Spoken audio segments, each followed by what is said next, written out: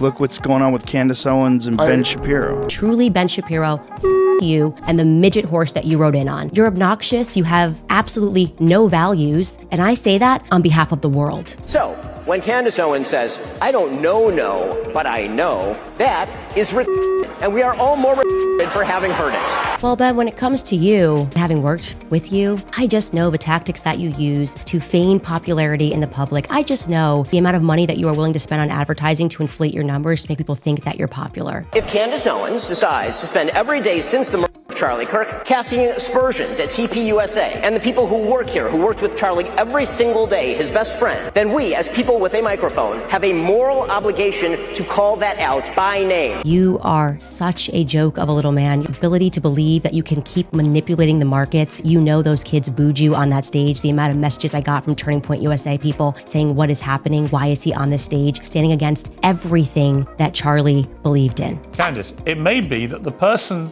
in the media spewing bullshit to the public is you.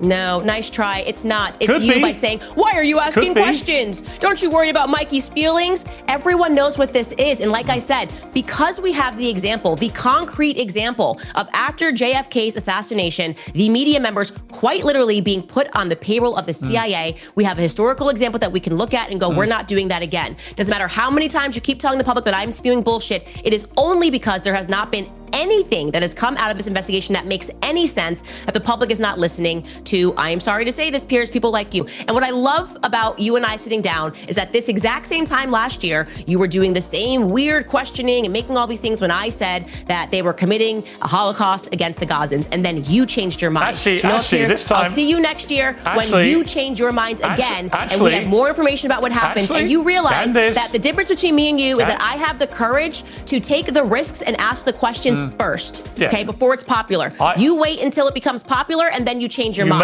A mere minutes after Charlie Kirk is shot, there are two men that look rather mysterious. They appear, they move his chair, and they take down the camera that's directly or was directly behind his head. Why did they do that? You can see, slowed down here, he pulls out the chair, he stands on it, and yes, that would be a big no-no for a crime scene. You don't move anything. He takes down the camera that is directly above where Charlie was sitting and would be able to provide, therefore, a lot of insight. And then you can see kind of sits the camera onto the desk, and it looks like he removes the SIM card from it, or the SD card, if you will.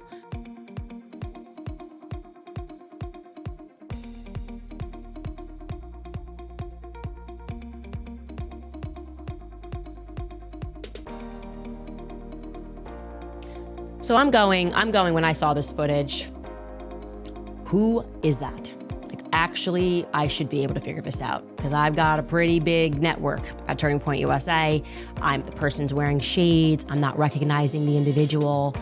And I reach out to somebody on the inside and I'm just like, who's this person? And they tell me the person's name and I go, oh, wait a second. And I look again, I'm like, I know this person. It's been a few years, but I know this person. This person's been around Turning Point for quite some time. And I'll say this right now, he was extremely forthcoming. Like, as soon as I reached out, I just sent a text because I still had his number, and he was extremely forthcoming, immediately got onto the phone. Then I asked, okay, well, what about this camera thing? Why would you grab the cameras? And he says, because the first thing that I thought is that I better secure the footage and be helpful and hand that footage over to the feds. Well, obviously that's where things get into a pickle with me because we don't trust the feds. I'm like, just send me the footage. Please let me look at it. There's a lot of conspiracies that are floating around right now. People don't know what to believe. I said, look, I'm not gonna publish it. I just wanna see it. And I think you should let me see that because people trust me. They know that I'm very serious about this. So in the short run, he agrees that rather than send the footage, he will get onto a FaceTime call with me and he will show me the footage on his computer. He did that, and I watched the footage, and I'm going to tell you what I saw. First and foremost, there is nothing gory about this shot at all. And so again, I am still going to work with him to get me the footage so that I think it should be shared. There's nothing gory about this footage from the back. The thing that really stood out to me, and I just kept asking him to replay it over and over and over again, is that there's no blood. from the back. I'm very confused, not by what I saw, but what I didn't see, okay?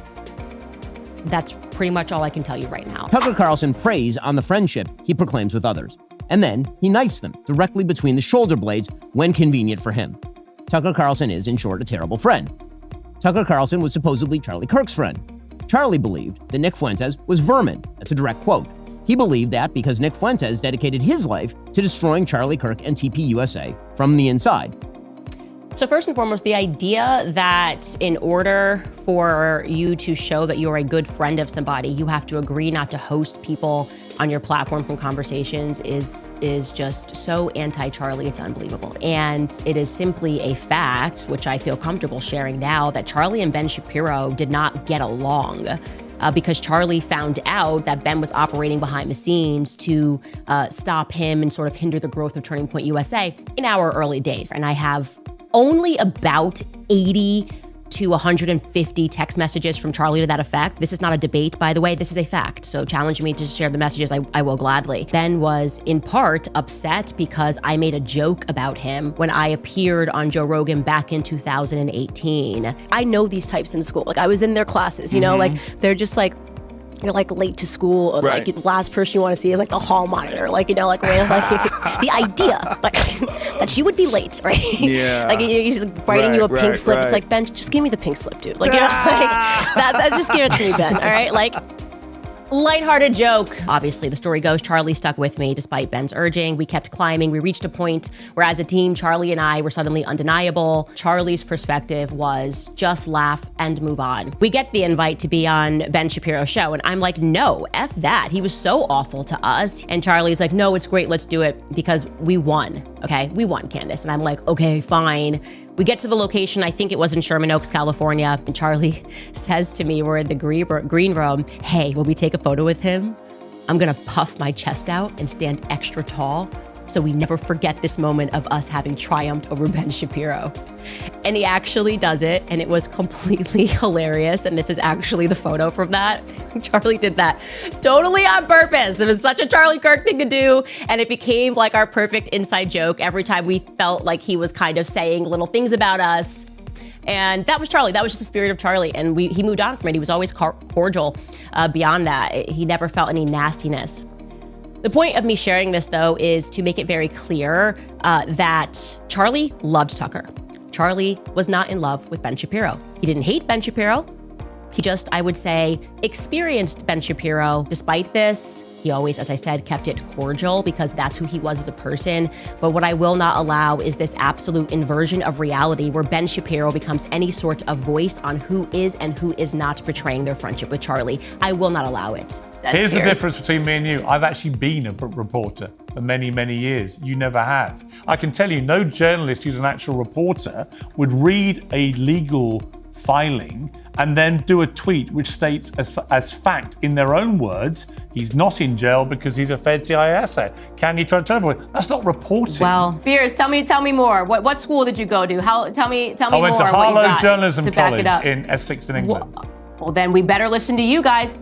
You heard him. We got to trust the experts. And Piers has been a reporter and he went to a journalistic law school. And therefore, whatever conclusions he makes are the professional and the correct ones. And you should definitely listen to Piers Morgan. I do know the difference between reporting on a lawsuit where you're one removed from the contents of a lawsuit and stating something as fact. But I don't think you do because you've never actually been a reporter.